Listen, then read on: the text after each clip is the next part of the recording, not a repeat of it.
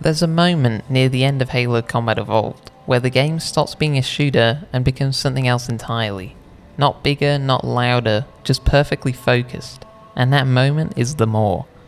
No dramatic speeches, no quick time, no forced emotional manipulation. Just you, a collapsing ring world, and an alien genocide device about to fire. And one last suicidal escape run. And that somehow ended up being the best mission design any game has ever delivered.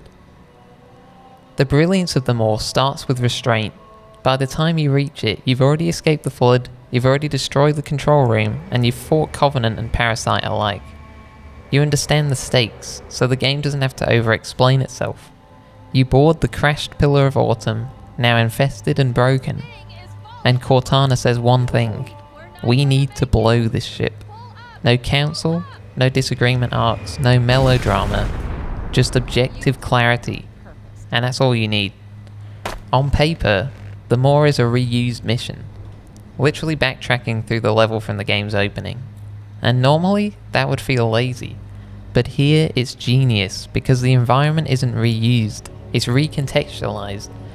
This once pristine military interior is now covered in Flood biomass, destroyed bulkheads open into vacuum, and weapon pallets abandoned like last rites. You're not walking through the map, you're walking through a memory of where the game began. It's environmental storytelling through contrast alone, and most games would stop the action to tell you this is important, but the MAW doesn't.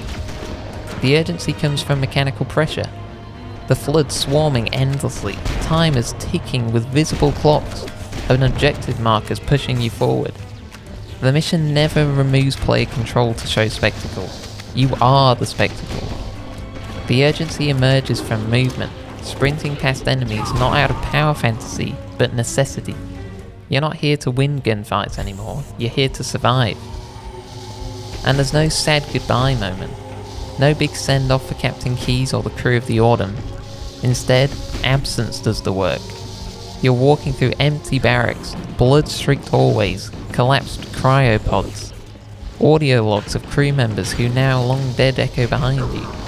And Bungie doesn't linger on any of it. It trusts you to feel it yourself. And the biggest reason the MAW becomes legendary? The final Warthog escape run, because everything about it is perfect. Simple controls, clear path, no minimap, no complicated objectives, just time pressure and driving skill. And it works because everything you've learned over the entire game applies here. Driving physics, Warthog handling, jump ramps, and enemy reactions. This isn't a sudden new mechanic. It's the climax of everything you've already practiced. The MAW doesn't add complexity, it reveals mastery. Now let's talk level geometry. The MAW escape tunnel is a simple forward layout with visible horizon lines guiding movement, with repeated variations on elevation and debris.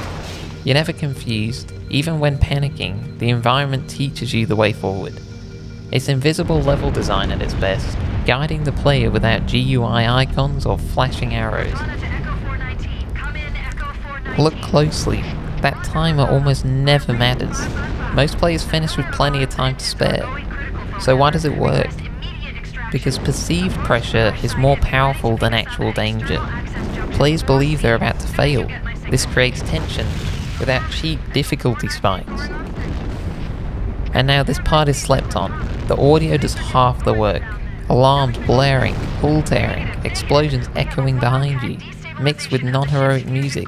There's no triumphant melody until the run is nearly over. Just tension. Everything in the audio mix pulls you forward emotionally.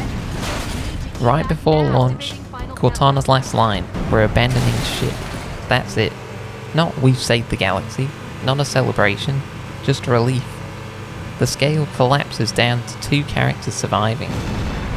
And the MAW works because it achieves something almost no mission does. It tells a full narrative arc entirely through gameplay. No cutscenes needed, no dialogue expositions. Return to beginnings, rising pressure, desperate flight and escape. It's classical storytelling built from movement and mechanics. And a lot of newer titles think epic finales require explosions, exposition and cinematic interruptions. But they forget interactivity is the language of games. When you stop the play from acting, you stop the story, and the MAW never forgets this. There's been bigger set pieces, more elaborate chase sequences, and more graphically insane finales, but none of them match the MAW's purity. Because the MAW never breaks pacing, it respects the player's intelligence, and respects mechanical consistency. Uses emotion earned through silence. It doesn't manipulate, it culminates.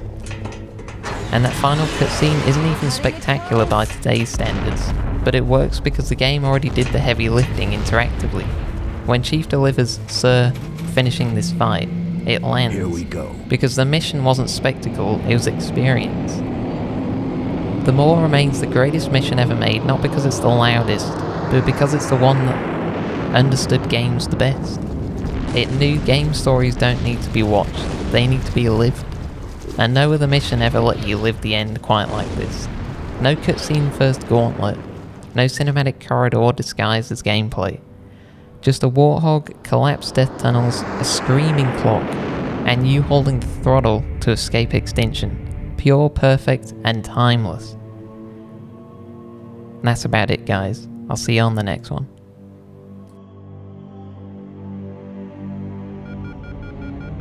Shut them down. We'll need them later.